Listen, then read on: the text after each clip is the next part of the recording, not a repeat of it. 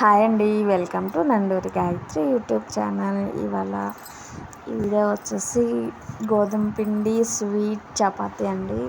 మా పిల్లల కోసమని చేశాను. గోధుమ పిండిలో కొంచెం గోధుమ పిండి తీసుకుని అందులో కొంచెం షుగర్, కొంచెం సాల్ట్ వేసుకుని ఆయిల్ వేసుకుని మిక్స్ చేసుకోవాలండి. మిక్స్ చేసుకున్న తర్వాత తగినంత వాటర్ వేసుకుని మిక్స్ చేసుకోవాలి. మామూలుగా చపాతీ పిండికి ఎలాగ మిక్స్ చేసుకుంటామో అలాగనే, కాకపోతే నేను షుగర్ వేస్తున్నాను. పిల్లలకి షుగర్ ఉంటే కొంచెం ఇష్టంగా తింటారు కదా, అందుకని.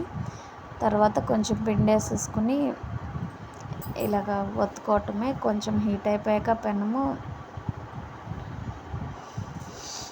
చపాతీ వేసుకుని కాల్చుకోవాలండి. కొంచెం పెద్దవేమో మాకు, చిన్నవి కూడా పిల్లలు తింటారు కదా ఇష్టంతో, కప్ని రివర్స్ చేసి ఇలాగ సర్కిల్లో చేశానండి.